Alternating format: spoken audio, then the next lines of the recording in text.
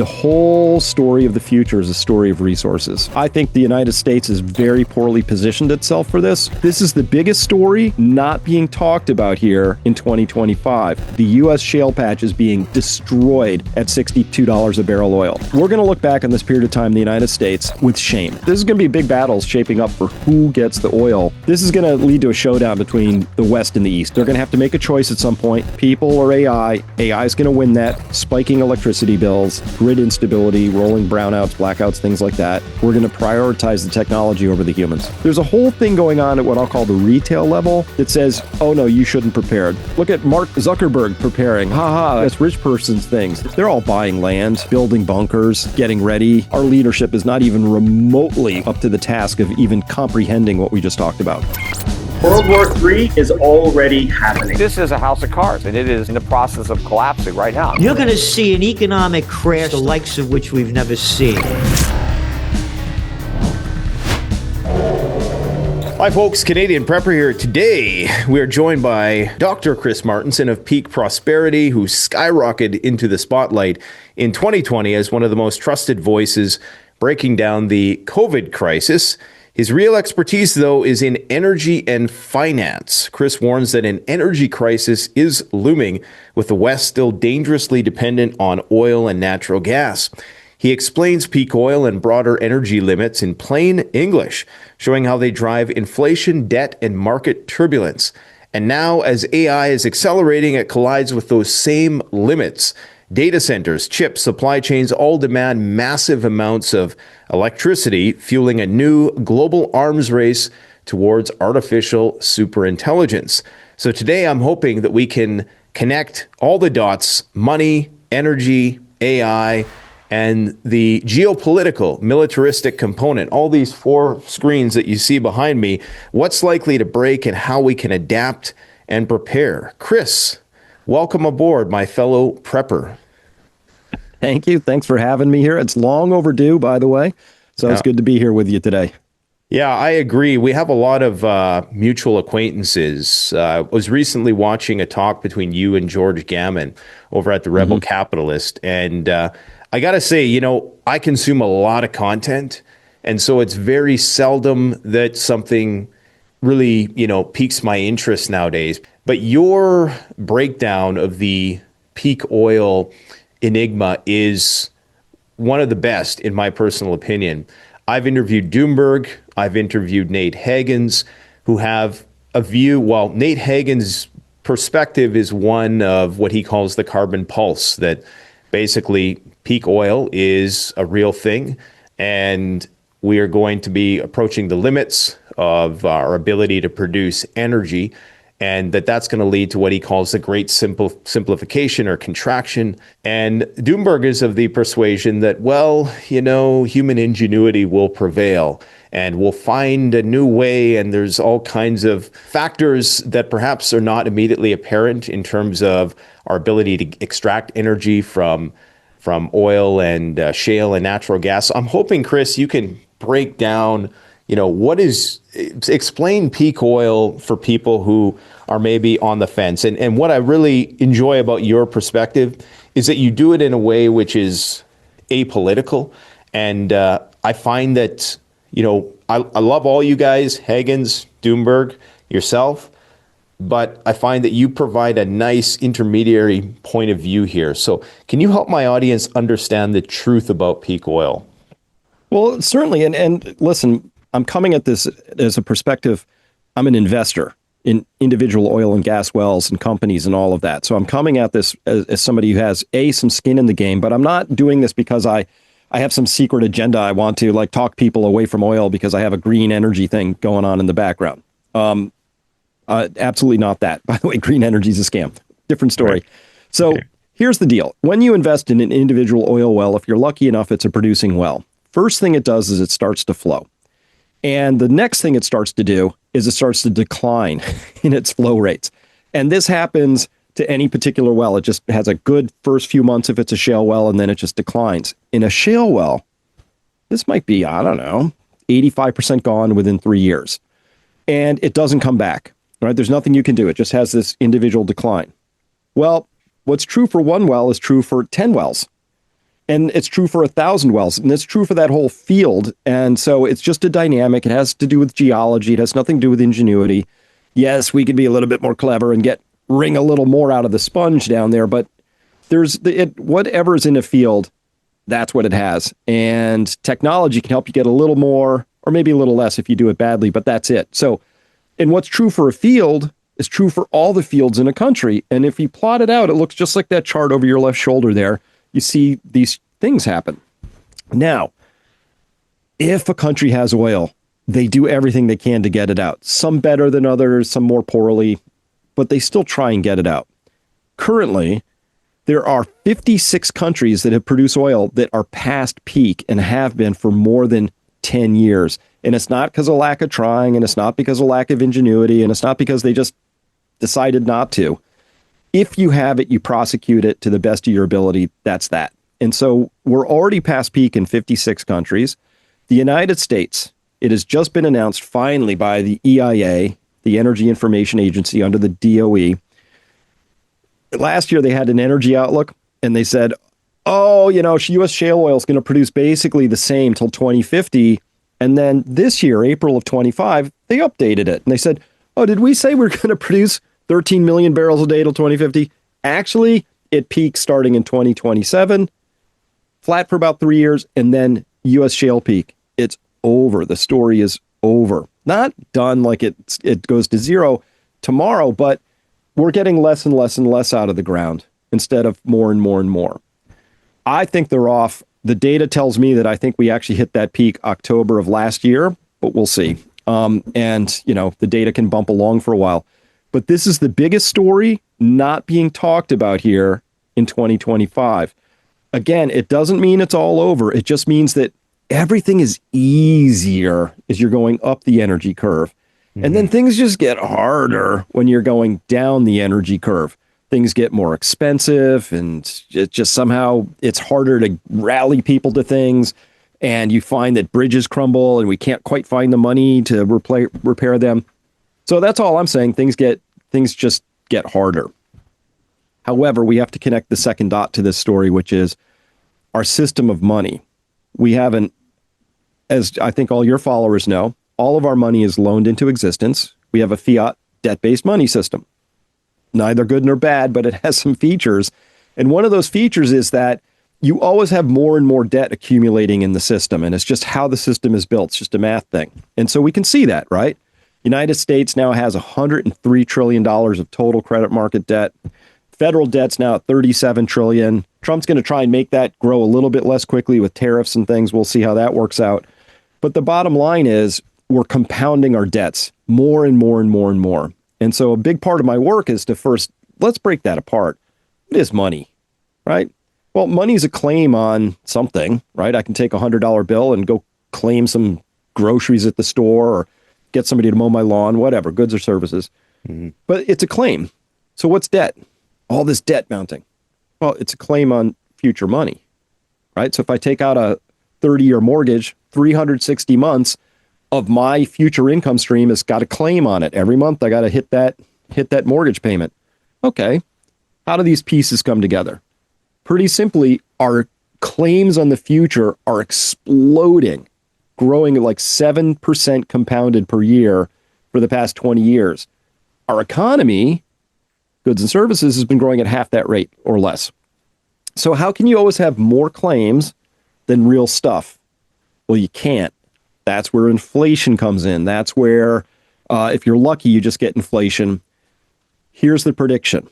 As we tip over peak oil, and then all of a sudden, oops, well, there's less of it than we thought, and it goes to 100 a barrel, 150, it goes to some number. There is a magic number out there that we don't know what it is, because we won't know till we hit it, that our debt markets can't afford oil at that price anymore. There's another number under that, which is a price of oil that's too low, so you can't get more of the oil to come out of the ground. Currently, we're at that number. In the U.S. shale patch is being destroyed at $62 a barrel oil. Frac crews are being laid off. Drill rigs are being stacked. People are losing money like crazy down there, although they won't admit it yet, but they will soon. So this is the situation that we're coming into. We have a ceiling for the price of oil that we can't afford because we have too much debt. We have a floor that below which you won't get more oil out of the ground, so the whole thing blows up anyway. And those two numbers have been coming together, and I think that with those numbers actually converge right around 2030. And at that point, it's kind of math problem, lights out. What happens? Easy. Debt markets blow up. The government tries to print its way out of it because they won't take a debt implosion. We're going to see more and more and more printing because that's what they do. And everybody listening to this, myself included, is going to experience that is harder and harder. Inflation's going to be running hot as they try and put more money to correct something that's actually a geological problem. More money, less stuff. That's inflation. And on top of that is the fact that demand is likely to increase, or we should presume that it will, because there seems to be this mad dash towards artificial general intelligence for some reason. Everything's being thrown at this problem. And so this, what you're saying, presumes that current consumption levels remain stagnant, which has never been the case throughout history. Maybe you can explain for my audience the relationship between, I guess, just growth and economic growth and energy consumption. Well, we need growth in our system. Actually, our financial system needs the growth. You and I would be fine with a stagnant economy, as they say. It'd be fine. You earn the same amount this year as last year and have bought the same amount next year as this year. That would be fine. Right. So the drivers of economic growth, there's really three things in there. One, population. When your population expands, your economy, those people need to eat, live somewhere, get to work, all that. Two, you can grow your economy through productivity enhancements. This is the allure of AI. We're just going to be a lot more efficient. We're going to find better ways to do more with less or the same. So productivity is fine. It's usually in the realm, though, of like 1 or 2% a year because it's hard to really improve a giant system that fast. But the third thing is you need energy to grow, right? So if you look at, like, when we say what's an economy? Well, let's look outside of, say, Toronto on a Friday evening when the sun's gone down. You see all the tail lights and all the cars and all the trucks and all the lights in the buildings. Instead of thinking of those as cars and trucks and lights, think of that as that's electricity. It's oil. That's energy. Fossil fuels, principally. 80% of all our energy is still fossil fuels. Last year, it was 80%. 20 years ago, it was 80%. Next year, it's going to be 80%. Other conversation. So if we take those three components, you have population growth, you need energy. The efficiency improvements we might get off of AI are not going to give the kind of growth that we're used to because it's going to destroy jobs. The whole other conversation. Right. But we still need to have energy to grow the economy. In fact, the best, tightest chart I have, economics is a messy science. The best chart I have is one that shows GDP growth on one axis, oil consumption on the other axis, and it's a straight line. They have a very tight relationship, which makes sense, right? Hey, I'm going to sell more widgets from China. Well, they're going to come over on a boat, right, which is founded by, oil. And they're going to have to get on a truck, which is oil, and, all of that. So when you look at it, it's intuitively obvious that oil's necessary for economic activity. And if you want more economic activity, by definition, you're going to consume more oil. That's why every year for 15 years, the International Energy Agency, confusingly, that's IAE instead of EIA, they've been on this sort of green energy kick, and they've wanted to tell everybody that demand is just about to peak. And as far as they're concerned, demand for oil is going to go down. 20 years in a row, they've been making the same prediction. They've been wrong every year. Every year, more oil is consumed in the world. Why? Because it is just fantastic at what it does, which is help us mine things, move things, make things, and distribute them and all of that. So prediction is easy. We're going to have more oil demand in the future. And that has a second sort of geopolitical component. The West, let's say we're probably about 20% of the world's population, and we consume about 80% of the oil. There's a lot of people in Africa, in Asia, that are consuming in the equivalent of like 1.8 barrels of oil per person per year. They're going to want to 10x that, just like we have over here in the West, because it gives you a really high standard of living. guaranteed there's a lot of demand for oil that hasn't even begun to surface yet as these other nations start to get, their hands on some of that. So this is going to be big battles shaping up for who gets the oil. And that is enormous. Like over your other shoulder, you see all those missile launchers. This is going to lead to a showdown between the West and the East at some point. So you talked about how the market it requires this conspicuous consumption to kind of stay aloft, and that requires more and more energy every year, such that, like you said, me and you, we'd be probably fine just leading a self-sufficient lifestyle. We don't need, perpetual expansion. I mean, everybody likes to see their wealth increase year over year. Everybody likes to see growth, but there are limits of growth. Is there a point in which a society ceases to require more energy? Like, do we reach a point where, maybe we just start to use that energy more efficiently? So if we're using, like, I don't know what the number is, you said 10x 1.8 barrels. Maybe we in the West use, let's just say for sake of simplicity, 10 barrels of oil. Are we able to rely on technological deflation to potentially offset some of the increases in energy consumption? Like, is there a way that, artificial intelligence can help us to use the energy more efficiently, therefore not basically bucking this trend of that correlation, that one-to-one relationship you talked about between, energy increase use and economic expansion? Well, there's a lot of things we could be doing a lot more cleverly, right? And maybe AI will help us sort of see the light. It's just sort of inductive and deductive reasoning, right? So one of the mistakes we make here in the United States is we build houses still with like kind of inferior insulation, right? And a huge proportion of the energy demand of a house over its life is heating and cooling. And a second huge proportion is heating the water in your hot water tank, right? Those are the two major uses of energy in a house. We could be doing a lot better at those. There's a lot more efficient ways to approach doing that. And it's honestly, but we've had those insights since the 70s, and we don't do them. Here's a quick example. I could fly into, say, Phoenix today or any city in the United States. And as we're landing and I look at the roofs, I won't see any solar hot water collectors. Now, by law, you have to put those in Tel Aviv and in Beijing, other places, because you know what the sun does a really good thing at? Heating stuff up. Like, no magic, just it's a black box with some water tubes in it. That makes the most possible sense you could imagine, is to use the sun to heat your water. We still don't do that.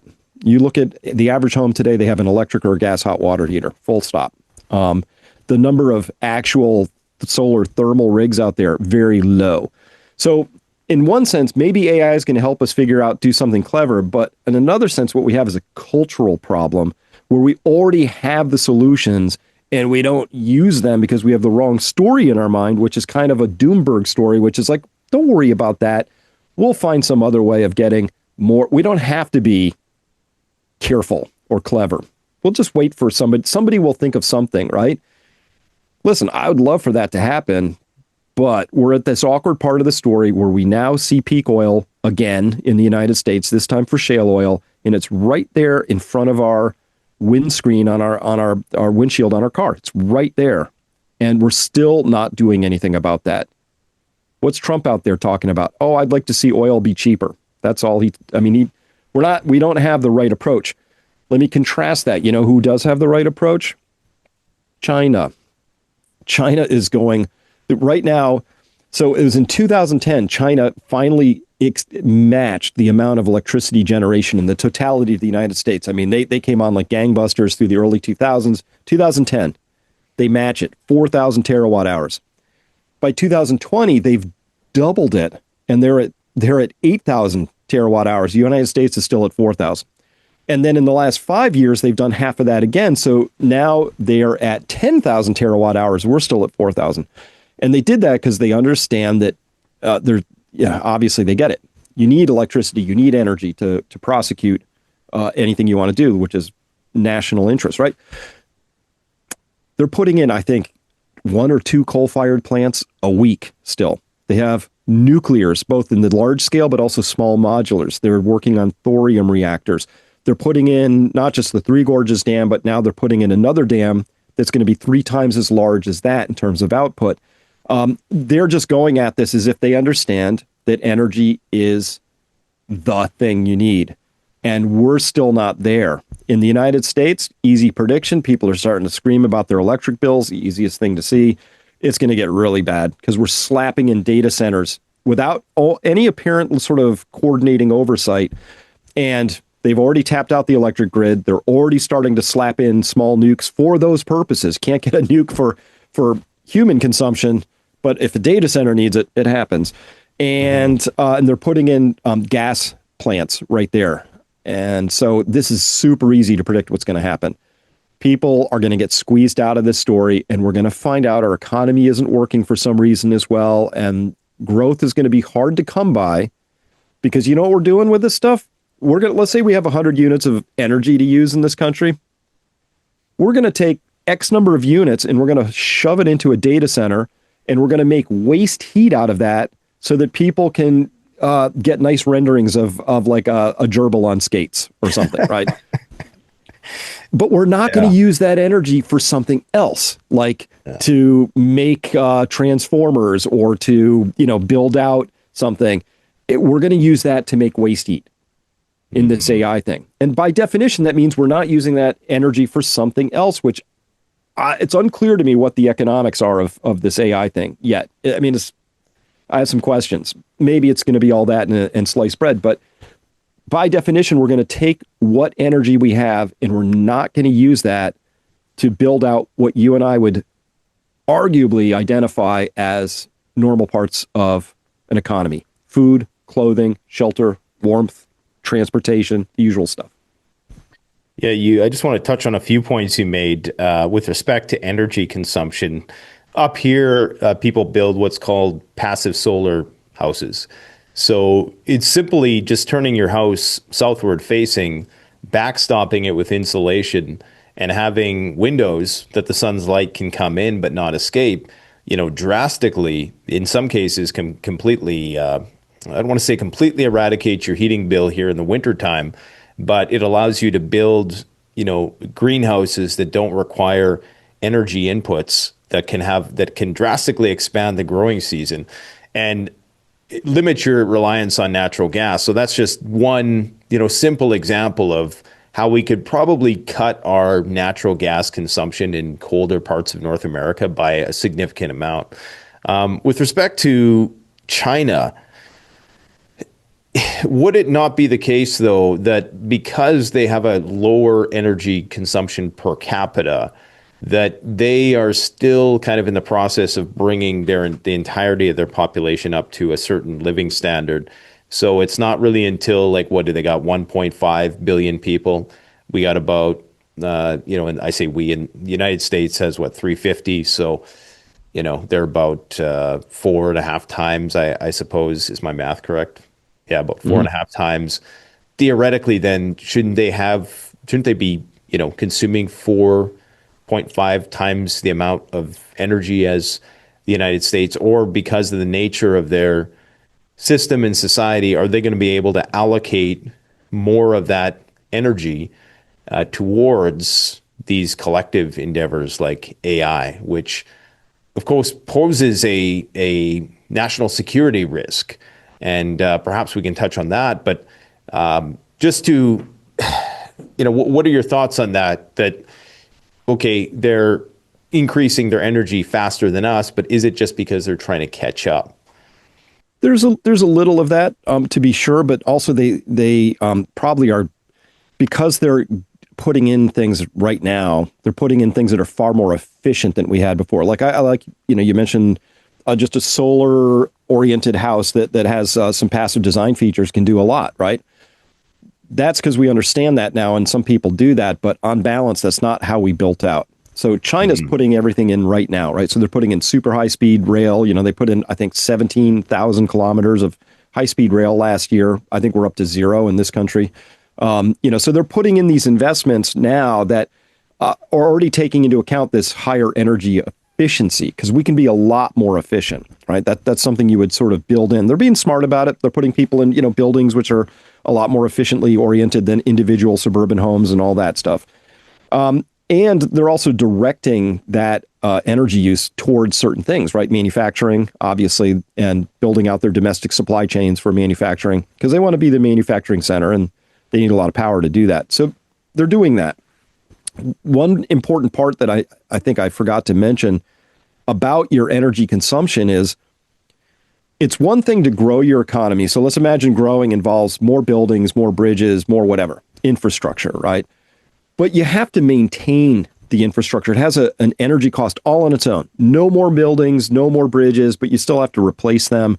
And you still have to take energy and plow it back into maintaining your built infrastructure before you can even entertain putting more built infrastructure on top of that, right? That's just more energy that's going to be required. We all know this as homeowners. You got to maintain the thing. Roofs fail, things happen. So when we look at that, how are we going about our construction projects and all of that? If we had a proper energy strategy in this country, we would go, look, we still have a good amount of natural gas in the ground and oil. How are we going to use that? And where are we going to be when that runs out? Because that's what you do as a businessman. If you have a strategy, you always say, where are we going? How are we going to get there? What's my vision? What are my resources? There's never enough resources. So that's where you have to be clever about that. And so if you have a good strategy, which I think China does, they're saying, look, we're going to build towards this thing. We're going to make good relationships as best we can. Fossil fuels run out. Where do we want to be? And obviously nuclear is a big, big part of that story. And they're building really fast towards that. And I do think, the bull case for anybody who's thinking about where do I position myself? Nuclear is going to be a huge story going forward. Has to be, right? Because it just makes the most sense. And obviously we're going to have to do what we can to marshal what we can around our fossil fuels as they start to tip over. But anything related to efficiency, which could be in the building trades, could be in the manufacturing trades, anything that's going to relate to onshoring critical things so we don't have these giant supply chains where you're dependent on other countries. That's what Trump's trying to do already. The world that you and I grew up in is just changing so fast, but it's going to be about short supply chains, high energy efficiency, and domestic production. Those are going to be the big things going forward. And it seems like that's going to be something that would have to be forced on the population, because it, of course, is going to require an adjustment period, a period of musical chairs of sorts, because you're talking about a situation in which it's really something we've yet to see. I mean, I think in the 70s, there was that brief period where, there was this scramble, where we're going to get the energy, and then they found some. And then that kind of happened again in, I guess, the early 2000s. They're like, where are we going to get this energy? And we found the shale. But you're saying that we're kind of at the end of the road. The thing that's left is nuclear, maybe some renewable stuff like solar that China is building out as well, which arguably, maybe might not meet the demand. Maybe it will. Maybe there'll be some innovation in that respect. But eventually there has to be a point of crisis. It would appear that, we're going to hit a wall in terms of the limits of this system, and that is going to create some kind of, it's going to manifest as a socioeconomic crisis of sorts. I would expect that. Well, yeah, exactly. And this is the reason I put so much of my effort into looking at those limits and understanding, because those represent reality. And whether that wall is 10 years from now or 100 or 10 minutes, I don't know, right? There's some movement in that. But the delusion is what we have to track. And the delusion is our system of money, right? Our system of money is predicated on perpetual, infinite, exponential expansion, growing the claims twice as fast as the actual economy. Irrespective of whether there's a hard limit out here in the real world, this is a delusion, right? And a delusion is something where you hold a belief that's out of alignment with reality, right? I'm George Clooney. That would be delusional of me, right? So this delusion we have is baked in our system of money, which is why I think you're seeing these experiments with the Bitcoins and the digital thises and the CBDCs and stable coins. Like, they're trying to find some way, because anybody who can add this up can look at this and tell you that our monetary system has a date with destiny. It's just delusional. It's just broken. We know that, but nobody quite knows how we go about, like, I don't think you can tweak it and fix it, right? Because the math problem is just too big. Quick example. Yeah, we have 103 trillion of debt in the US, but we have these under or even unfunded IOUs, Medicare, Medicaid, Social Security, pensions, other promises that we've made to ourselves that aren't technically debt, but they represent promises that people are kind of counting on. You add all that up, and you get out to about $250 trillion. Question. If you understand that oil is the engine that produces a lot of wealth, but it's going to run out, do we have a glide path where we could use all of that oil on its glide path to pay off just the outstanding IOUs and debt? The answer is nope, not a chance in the world. So the only question to be resolved within the current economic system under the dollar as it's instantiated through our entire banking system is who's going to eat the losses. That's the question. Naturally, the bankers are like, not us. You know, they want to make sure that it's retirees and pensioners, and they prefer the little people take the losses. But there's a problem in there because there's only so far you can squeeze that before the whole system sort of breaks, right? The people just sort of give it up and it just doesn't work. So prediction, we're going to have to come up with a new system of money somewhere between here and there, wherever there is. And I know that they're thinking about all this because I can think about it. You can think about it. So trust me, they're thinking about it too. It's not an easy problem to solve, which is why I preach resilience and own a lot of gold and silver. And here's the one thing that no matter how bad your money system ever goes off the rails, people are always going to have an economy. Even in a supermax prison today, there's an economy in there. It may not be predicated on dollars, but there's a system of assets and liabilities that are being traded. People are always going to have an economy. And the things that never, ever, ever get zeroed out when your money system goes through a conniption is land, food, water, security, gold, silver, like just the basics, right? So our system of money's gone way off the reservation. It just doesn't make sense. It's delusional. People are pretending as if the delusion is still reality. But if you watch carefully, what we'll call the smart money, and I don't like to think that billionaires are the only smart people, but they have access to pretty good information and they got there for a reason. They're all buying land, building bunkers, preparing, getting ready, which is only prudent, right? Taking some portion of your current delusional wealth and putting it into real stuff. It makes a lot of sense, but that's what we're seeing going on is massive land grabs all over the place at this point in time. Yeah, and you think that would be enough to, give people license to, explore the concept of self-reliance further, but there still is this lingering stigma with respect to, what we do as, and I think there's a financial motive to keep the economy going with that too. They don't want people to exit the system in those ways because that could potentially lead to its undoing as well. You talked about the market overvaluations, and I was looking last night that the S&P 500 has doubled since 2020. And I have to ask myself, okay, has standard of living doubled since 2020? Is that reflected in reality? I seen that you had a chart in one of your conversations recently. It showed the trend line of market fluctuations, and that we right now are in an up part of that trend line. The question is, when does the bubble burst? Because right now we are technically in the most overvalued market in history.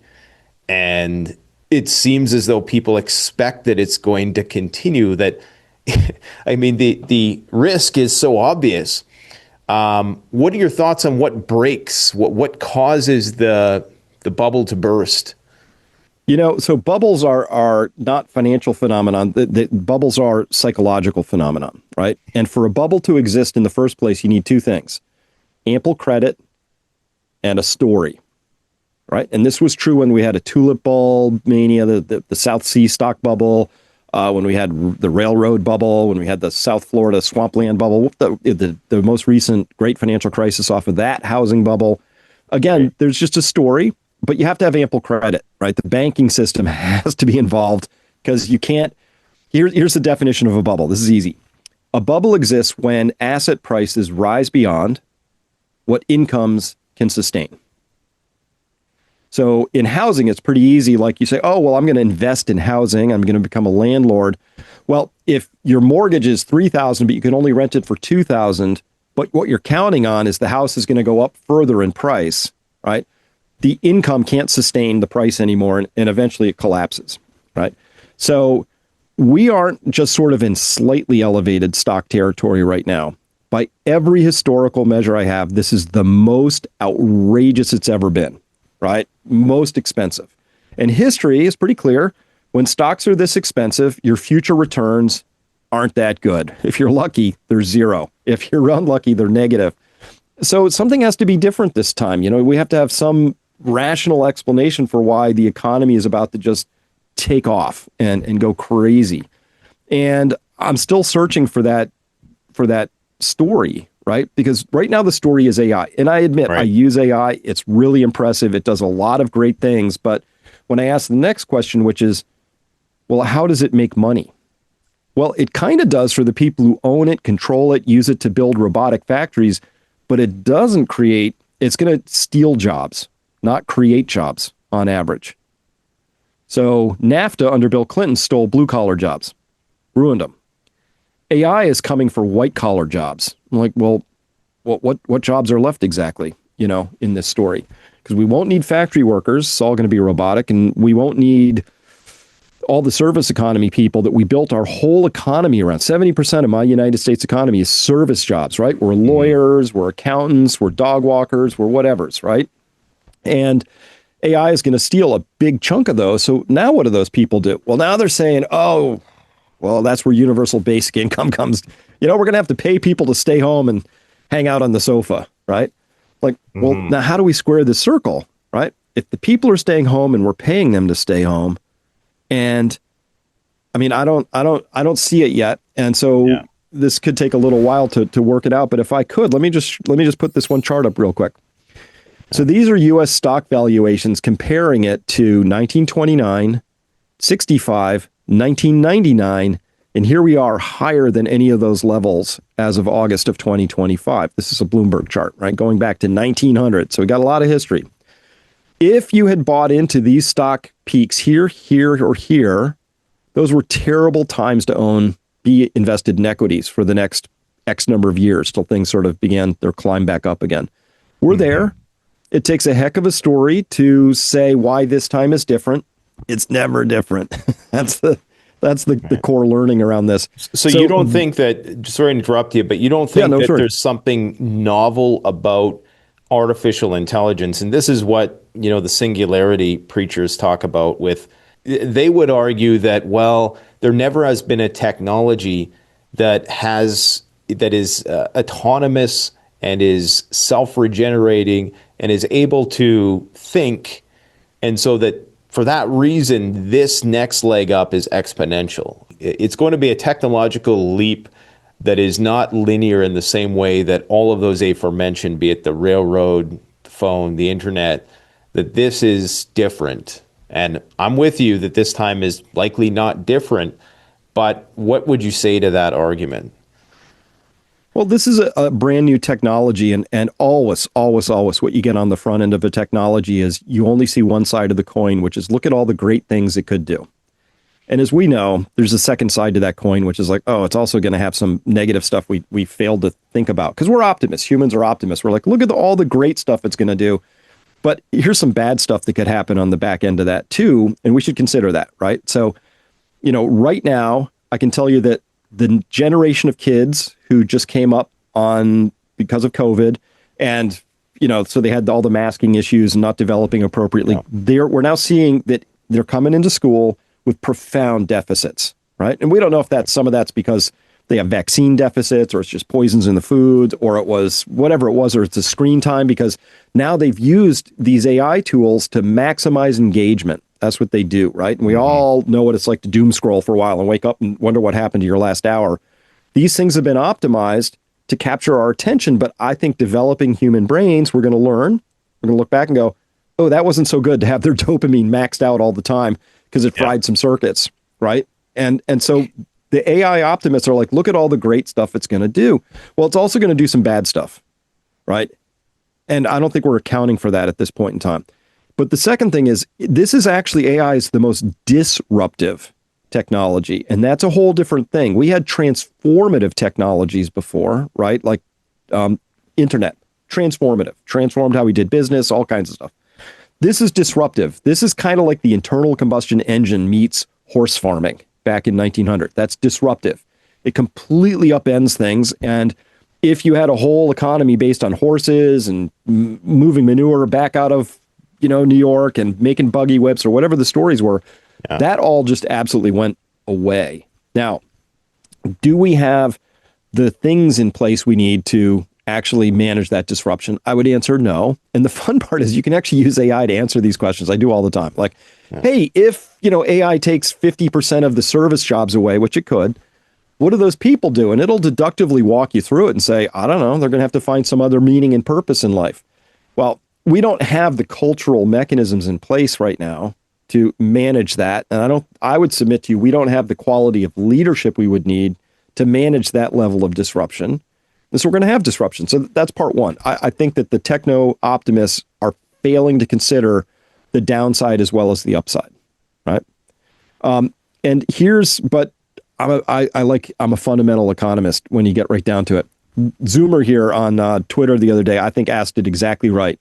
So far, 1 trillion of AI capital expenditures and 20 billion of revenue.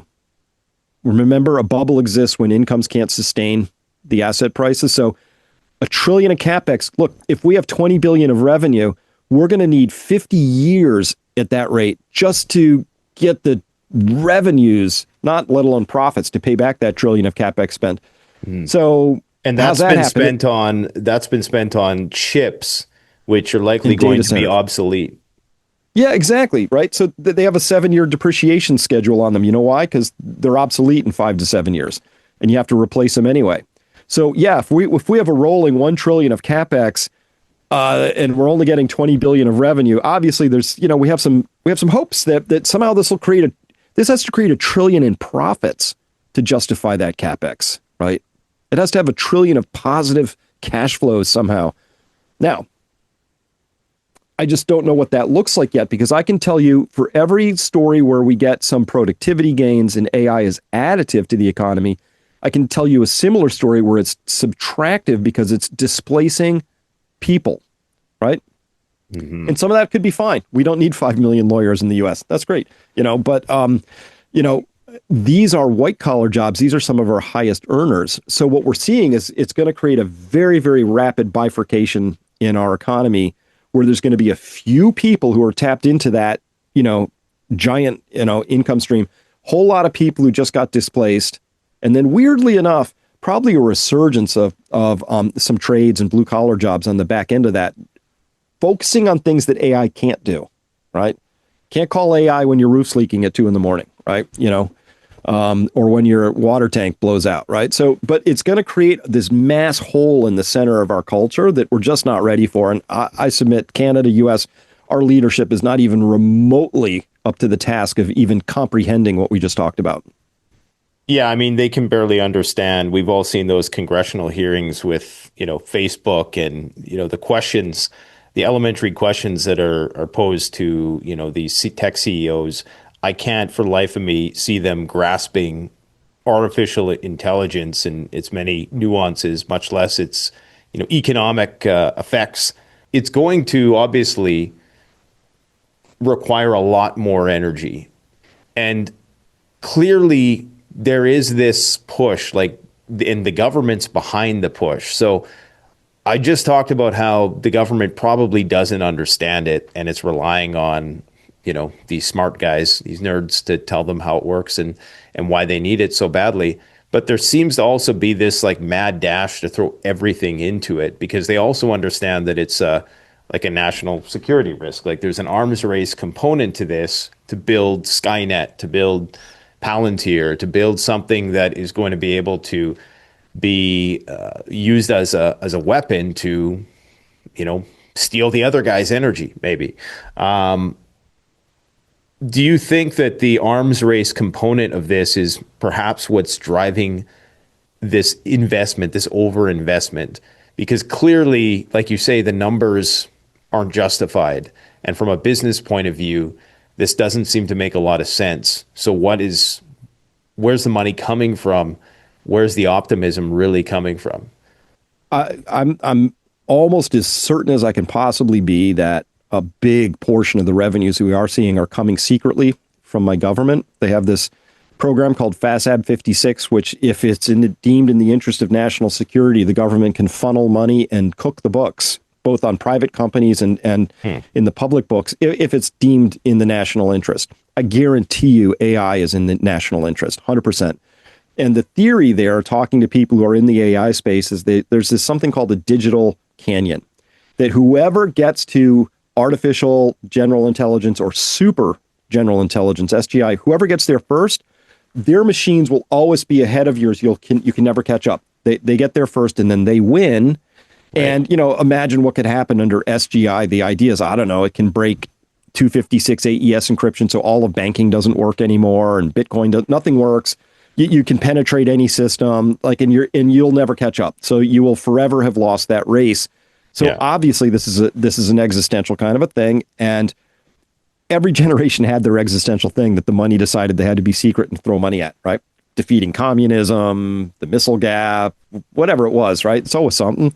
So I think this fits into that paradigm where current leaders are saying it's just too important, Chris. We just can't lose this race, because X, Y, or Z. That's going on, and that accounts for it, because we saw in the big, beautiful bill, somebody tried to sneak in a thing that would prevent states from regulating AI in any way, shape, or form, right? You couldn't constrain it, you couldn't limit it, inhibit it, very vague language, and that thankfully got stripped out at the Senate level. But you could see the impetus there is like they're worried that even states might say, hey, I don't want my people suffering through brownouts because we slapped in too many data centers. We think maybe we should balance the needs of the people in my state to this AI stuff. And they're like, heck no, you can't do that. Anyway, we're throwing everything at it as if it was an existential risk, and it could be. But in doing that, the prediction is easy. In a year or two, we're going to wake up to a headline that says, Cincinnati residents suffer brownout. Why? Because the data center needed that. And it's going to have priority. We're going to prioritize the technology over the humans. And do you think, though, that will be justified, though? Because they'll make the argument, well, the Chinese are doing it, and they're able, because they have that collective culture where, and maybe arguably more authoritarian in some respects, they're able to allocate more of their energy towards this end. And it's largely theoretical as to whether or not this whole, get to super intelligence thing is even true. But presuming it is, would they be justified then in being, in basically restricting people's access to energy for the sake of building out the super AI? I mean, only if you really failed to plan appropriately. So this is why, listen, if it is an existential thing, fine. I could name 2 or 3 small modular nuclear reactor companies that are shovel ready. We should be building them as fast as possible, and we ought to be dedicating that as quickly as we could. We ought to completely reverse our insane. We took down all these dams on all these rivers and everything. And I get it. We wanted salmon to come back. The problem is the salmon aren't coming back because when they go out in the ocean, we've stripped all the bait fish out. It has nothing to do with it's less to do with the dams and the fact that the oceans don't have fish in them anymore. Totally different topic. But we should be pushing for hydro as fast as possible. We ought to release all those regulations. The most burdensome regulatory body in the world is the Nuclear Regulatory Commission. We ought to just scan that and start over again. And these are things we could be doing. We're not doing those. So this is why it's an easy prediction to make. What's going to happen is they're going to have to make a choice at some point. People or AI. AI is going to win that because emergency. It's always the same story. And people need to be ready for that. But in between here and there, spiking electricity bills lead to eventually grid instability, rolling brownouts, blackouts, things like that. And no, solar and wind are going to do nothing at the national grid scale, although solar can be a a good thing. I have it on my house because, and batteries, just in case the grid gets kind of wonky or too expensive. I have my own on-site ability to produce that. I think that makes a ton of sense. But at a national scale, doesn't work at all, for reasons like nighttime, and we don't have batteries that we can actually really deploy at scale at this point in time that makes sense economically. Yeah, that's fascinating because we often hear about why people should prepare, but I've never heard it talked about how AI will be the reason why the grid potentially suffers. And I think you're calling attention to that is very important because, yeah, it does seem as though they're hell bent on building out these data centers, whether it's for the purpose of making the images that you talked about or building, something that can destroy the other guy's nuclear weapons. They're going to do it, and there's going to be an energy shortage. And so if people like us can figure this out, I mean, I think we're reasonable intelligence levels. Clearly, people who are perhaps smarter and have a lot more money to throw at the problem. Why is oil so cheap right now? That's a huge mystery. I can't figure that one out. Because right now, I'm a fundamentalist, so supply and demand. I think they matter. Across the OECD countries, our oil stocks are at like plumbing 5-year lows. So we don't have a lot there. Our SPR has been drained, so I haven't really refilled it yet. So the reason that you don't bother refilling your stores is because you don't think you need to, and that's kind of a weird thing. Mm-hmm. And so when I look forward into the future supply side of this story, it's not there either. Oil is way too cheap to do. Like the nuclear baseload of oil is offshore oil, right? You big fields out there. They're very expensive to drill, but once you drill them in, they're going to produce for decades, typically, right? Gulf of Mexico, North Sea, off of Brazil. Nobody's drilling that stuff because oil needs to be about 110 a barrel to even begin to justify those things. So that's why you see the stock price, say, of Transocean, which goes under RIG, just cratered. And the longer we wait on that, the weirder it gets because the people who know how to operate these wildly sophisticated machines, very complex, are retiring like crazy. So if even tonight we said oil's 150 tonight and we desperately want more offshore oil, staffing up for that's going to be very hard. Similarly, we are losing skilled production crews in the United States every week. Every week, another rigs are stacked. Every week, we're seeing more and more frac crews let go. And again, you don't just go to monster.com and order up a few, skilled frac crews when the time comes. So these are kinds of issues of national security I don't understand. We are not going to get more oil out of the ground this year than last year, I don't think. I think we're already at that geologic peak. But to help that be as gentle as possible, oil prices have to climb so we can start drilling out into the tier 2, tier 3 acreage, as it's called. It's not quite as good. Tier 1 acreage, you get the most oil per lateral foot drilled. Tier 2, you get a fraction of that, typically 30% less. Tier 3, half that. So it's just, there's oil there, but the prices have to be a lot higher for that to be justified. Prediction. Sooner or later, we're going to go, oh no, and we're going to nationalize that industry too, and throw a lot of money at it, and it's going to be very expensive, and we're going to do stuff around that, but it's going to take a lot to get us back on track over there. I think Trump wants cheaper oil. I think that he's a hard guy to tell him something he doesn't want to hear. We saw that around Operation Warp Speed and the vaccines. He didn't want to hear anything about that. He hasn't really wanted to hear anything about why oil needs to be higher price. So I think we're going to see a lot of downward pressure on the price of oil until such time as it becomes blazingly obvious that that was a mistake. And I think that's coming in a year or two.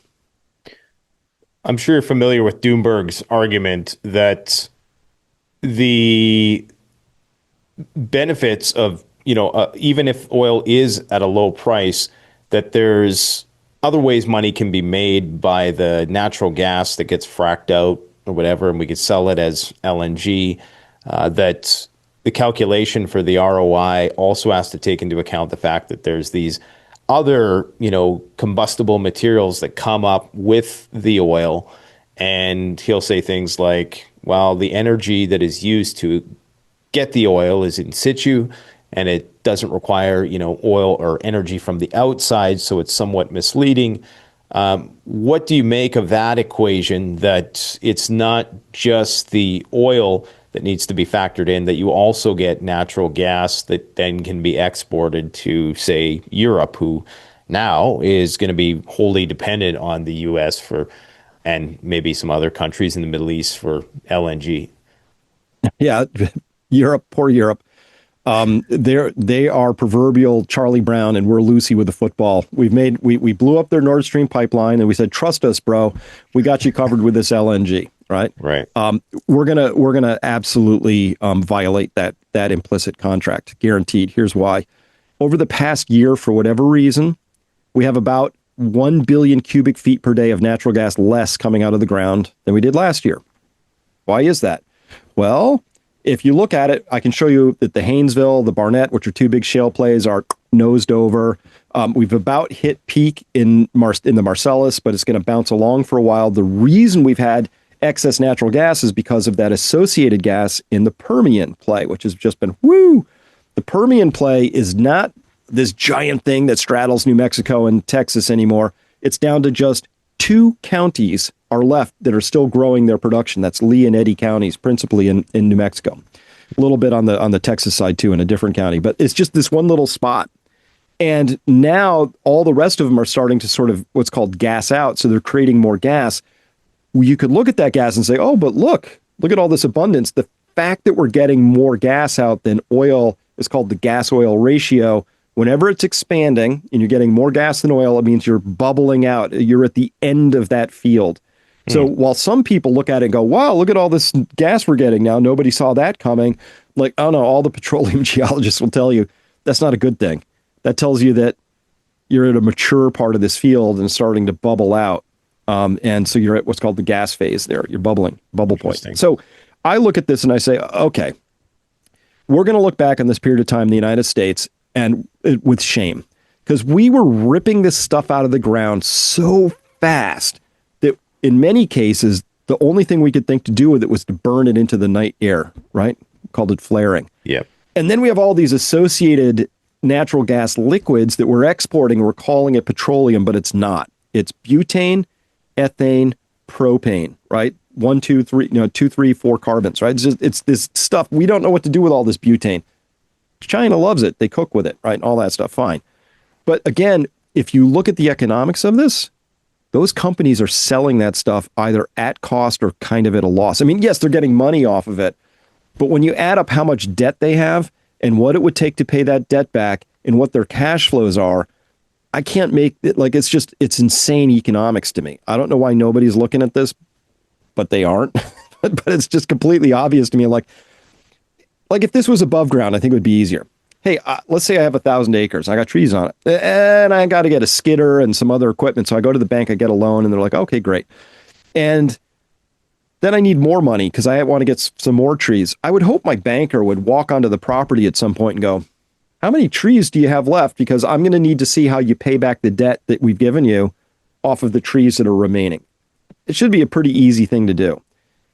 Now, just because the trees are underground, we can't see them, it gets mysterious, but somebody ought to be asking how much of the proven reserves of any one of these shale companies would be required off of their free cash flows to pay back the debt they already have. And the answer is, when you add it up across all of them, and I've done this a couple times, about 100% of known proved reserves would be required to pay back the outstanding debt. Right. And so there's no money to be made, more money, even in an ideal situation. The only thing that corrects that is for the price of oil to go up a lot, right? As that goes up, then that can help a lot. But anyway, I don't really see how the price of oil can go down, go lower. If it goes lower, like I said, we're already destroying future supply at these prices. So eventually that has to correct. It always does. It's a commodity cycle. It's how it works. But eventually prices go higher.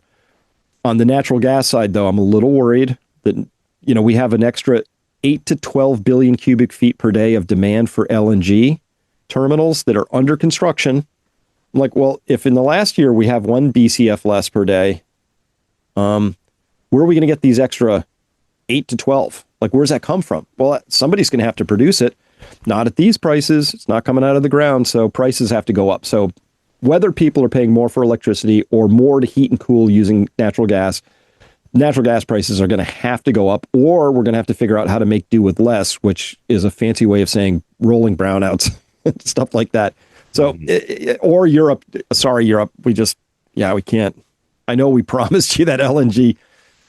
We were kidding. And we know from history that that's always politically unpopular. So no leader ever wants to commit to that because, people will be protesting in the streets, and then there's a civil unrest component to this. You don't often, or at least I don't often hear you talk about the geopolitical aspect to this, because I was looking at some of the stats last night with respect to Russia's natural gas potential, and they have like 3 times the natural gas and years in reserve, about 70 years of production in reserve versus the US, which is about 18. So if what you're saying is true, that energy is going to be so, valuable that we shouldn't be exporting it. I think I heard you make reference to a Warren Buffett quote that, talked about just leave it in the ground, use our fiat to buy other people's oil and gas for the time being, build out the AI, and then use ours later on. But we're doing the complete opposite of that. And there appears to be some kind of energy war happening because clearly, the intention was cut Russia off from Europe so that either the Europeans can't benefit and the Russians can't benefit. And there's constant attacks on Russian oil and gas infrastructure. They're trying to destroy it all. And, what is your view of geopolitics? We got stuff going on in Venezuela, Iran. Do you have any perspective on how this factors into the game theory of global conflict and resource wars? Because there's that whole idea that, well, all wars are resource wars. Yet it's different because it almost seems like it's like we're trying to create this racket of sorts, which requires people to buy our stuff, which is in short supply, as you're saying, and potentially shooting ourselves in the foot down the road. What is your understanding of all that? This is the $64,000 question. All wars are resource wars, bar none, right? And even when they were so-called religious wars, that was a form of power, which is a resource. So China is clearly in on this, and they understand that resources are everything. And they have a whole plan, and they're doing all this. They have the Belt and Road Initiative, which we know is going across Asia, but they have a similar one unfolding right now in South America. When we talk about Venezuela, obviously the United States is showing up there, not because we suddenly care about drug cartels or socialism is bad, because Venezuela in the Orinoco Belt is sitting on the second largest known proven reserves of oil in the world. So that's why the boats show up there. There's people dying in Sudan and Chad and other places. Boats don't show up there. You know why? They don't really have anything. Mm-hmm. If you want to understand the history of wars, whenever a pipeline goes in, usually there's a war within a few years right afterwards. Surprise, right? Because that is the ultimate form of power. So Russia had been doing something very, very terrible. They had been resisting this idea of the WEF and this global domination, and they didn't want anything to do with LGBTQ plus, and they didn't want anything to do with, all of this craziness that they saw that were sort of the culture wars, right? Were being undermined at the individual family level, at the nation level. You don't even have a border. You're not allowed to have national identity. You're supposed to have this white guilt. There's all this stuff that was sort of being run as a program, and Russia said no, and wouldn't you know it, that's a sin, right? It's just like when Gaddafi said, hey, you know what, we should make a gold-backed dinar. Yeah, that was a death sentence right there, because that was intolerable to under Sarkozy. The French had, even though they're under the Euro system, French franc was still running in Algeria and all across North Africa, and was about to get destroyed. So Gaddafi got destroyed. If you want to understand geopolitics, you have to understand oil, you have to understand natural gas, you have to understand base resources. That's the whole story. So yes, Russia had to be sort of broken in that regard. But what happened instead was it turned out they have a very durable economy. Remember, they were supposed to get crushed, and actually they're doing better than ever. And they figured out how to ramp up their military manufacturing way beyond our own capabilities in the West. And then, of course, they forged deeper and closer alliances and relationship with China, who has just put their hand up and said, yeah, you can run pipelines here all day long. We love that. So I think what the neocons had envisioned in terms of like marginalizing, isolating, then ultimately destroying Russia so that our companies could come in and take its resources, that backfired. Almost everything the neocons do breaks and doesn't work out at all like they thought. It's just, and they don't learn from that ever. So everything I'm seeing going on geopolitically is just a story of resources at this point, right? So the United States exfils from Afghanistan under the most embarrassing possible of circumstances in the most clumsy, inept possible way, using Kabul airport instead of Bagram, just terrible, leaving all this military hardware behind.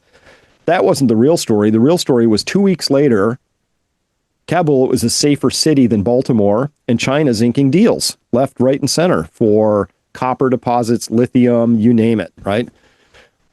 The whole story of the future is a story of resources, particularly energy resources, but some other ones too. And I think the United States is very poorly positioned itself for this. So poorly, I have to wonder if we aren't intentionally being destroyed, but that's a second conversation. Geopolitics, you have to understand things like Strait of Hormuz, the Strait of Malacca, where are pipelines going, and that gets you pretty close to understanding where the next conflicts are going to be and why. Interesting.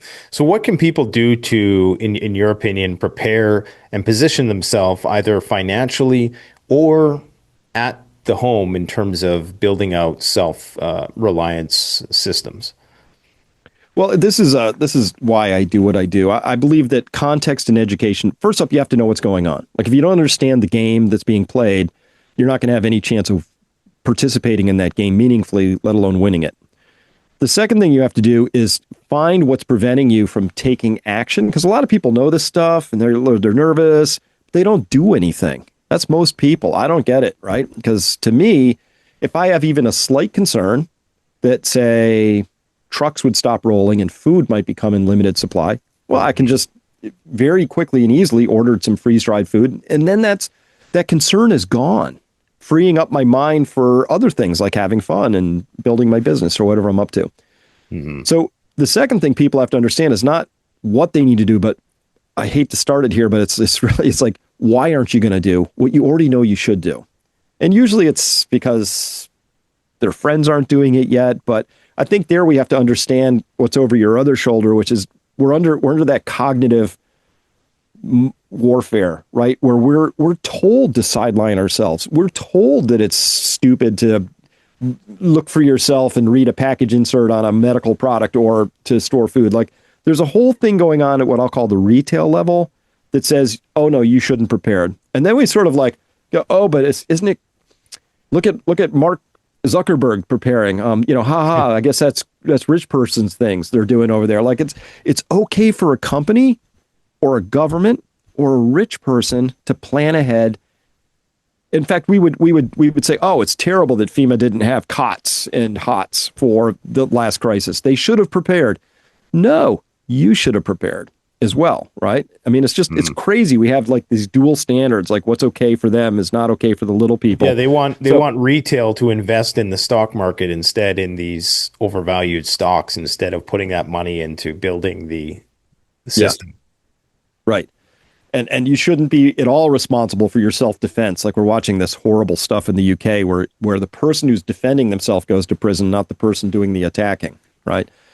Which again is just a message for retail, which is you need to be completely dependent on us.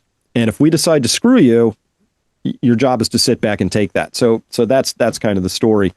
But then the third thing is you have to figure out where the puck is going. And with AI, the puck may magically reappear out in the parking lot. It's very hard to predict where this is going to go, but some things are pretty clear. We know that we're printing too much money and there's nothing we can do about that. We know that we have some fragile, very long chain global distribution systems that could break at some point. We know that we're going to have to reshore a lot of that manufacturing or make do without in some cases. We know that real tangible things never lose their value. And so a lot of what I counsel people to do is I want people to have financial freedom first and foremost, right? And if if you have just a paycheck, you have one income stream, obviously you're highly exposed. And that allowed people to be leveraged into needing to take the shots, which wasn't a good decision for a lot of folks, right? And they didn't want to make that decision, but they were coerced and they had to, right? So financial freedom is kind of the very first thing. And so there it's just like, hey, build up savings if that's the starting point, find multiple income streams, just be aware that inflation is coming and it's going to be a lot hotter than anybody expects.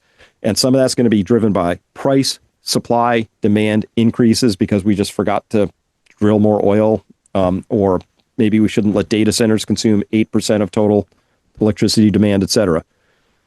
Those kinds of things, if people aren't prepared for them, they don't know how to be positioned for those just end up grinding you down. So I think people should obviously have as much financial buffer as they can.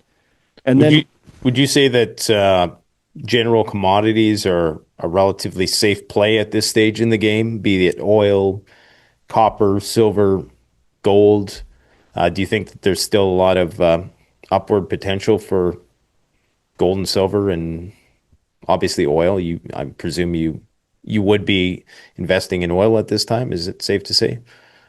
Oh yeah.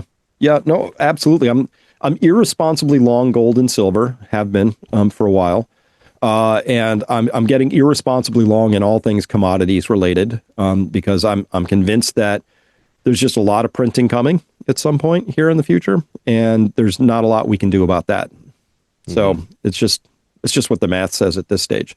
So yeah, those are good areas to be in. And then of course, anything you can do. Like I ended most of my COVID coverage pieces with plant a garden, right? Which is speaking on a couple of levels. I happen to think our food system is poison. So to the extent people can grow their own high quality, nutrient dense foods, without a lot of pesticides and other GMO inputs, great. But also there's the small chance that someday, we may be more reliant on our own locally grown food than we'd like, but it could happen. And so, of course, having some experience at that is better than having no experience with that.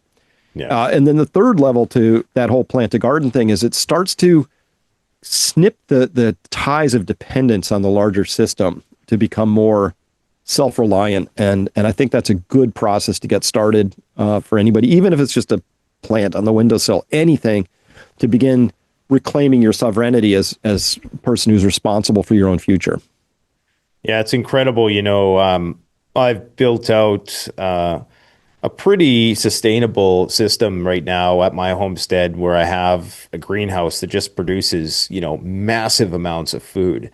And, once obviously it was a big upfront investment, but, to see nature just provide, and I think a lot of people forget that, there's, things are free in nature in a way. Like once you kind of get the system set up, like, you can catch water, you can generate electricity, you can do all these things. They do require that upfront investment, but there's multiple benefits.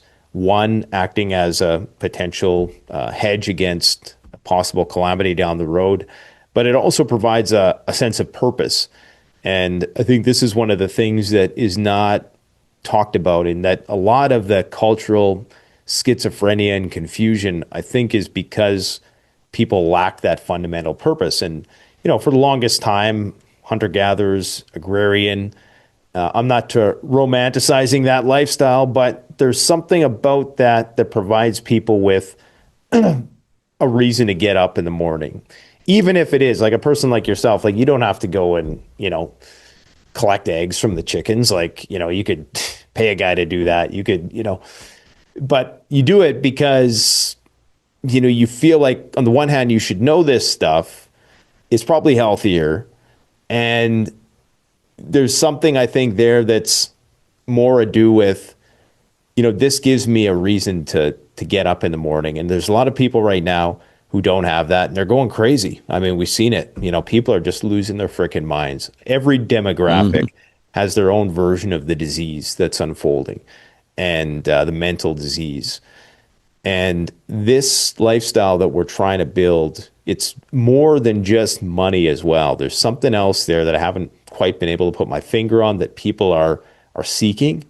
And so if nothing else, it's going to give you maybe some equanimity in this very turbulent socio-cultural, economic climate. I totally agree. That's a really great way of putting it. So I'll be honest, when I first started down this path, it was because of the stick. I was worried about, the calamities and things and wanting to I'm the guy in the family, so providing and protecting those two P's are on the Y chromosome for sure. And I wanted to make sure I could at least provide and protect the ones I care for. Okay. So, but then once I'd done it long enough, I realized that there's a carrot on here too. And I would run towards this thing, not away from this thing, because what I'm running towards is I love being in relationship with my land. It's a conversation. I'm building soil. I watch the worms come back. I see the plants get healthier and healthier as the soil develops and improves. I have that connection to the rhythm of nature. And I think nature disconnection disorder is a lot of that mental illness you're talking about. We were evolved to be part of this grand chaotic experiment that's happening out there, and we're supposed to be tied to it, and we're not, and I think that creates a psychosis all its own. Yeah, absolutely. Well, hey man, this has been an excellent conversation. And where can people find more information about what you do? I know you still have the YouTube channel, and you got Peak Prosperity. Is that the best place to find you? Yeah, peakprosperity.com is the main website. And, on Twitter, Chris Martinson, my name. That's my handle. So very easy to find. But yeah, check out the site. We got a lot of stuff there. I've got big giant pieces of work on, COVID. I did a big investigation of the Trump shooting, which he doesn't seem interested in. So I'm not anymore either, I guess. Something called the Great Taking, which is all the legal machinery that could be activated in an emergency to steal all our stuff, So I have big chunks of information, but then I do, for my subscribers, very common, I'm producing content all week, every week. And I might have to have you back to talk about the Great Taking. You've piqued my interest there, because I've been doing some videos on War Measures Acts and expropriation and what can happen in times of emergency. So I might have to check that one out. It's important because they've installed the legal machinery that looks like a trigger. And why would they install a trigger if they didn't mean to pull it someday, right? But they did a lot of work to make sure that you get disconnected from your assets. You don't own a stock when you own a stock. You have what's called a representational ownership in a security entitlement, which is a legal mouthful that says, in a pinch, there's a chain of claimants above you that have seniority on that stock that you own. It's just every time you peel this back, there's raccoons in there doing raccoony things. All right, man. Well, hey, this has been great. Right. Guys, go and check out peakprosperity.com and on X as well. Thanks a lot for coming out. I appreciate it. Thank you. It's been my pleasure. The best way to support this channel is to support yourself by gearing up at CanadianPreparedness.com, where you'll find high-quality survival gear at the best prices, no junk, and no gimmicks. Use discount code PREPPINGGEAR for 10% off. Don't forget, the strong survive, but the prepared thrive. Stay safe.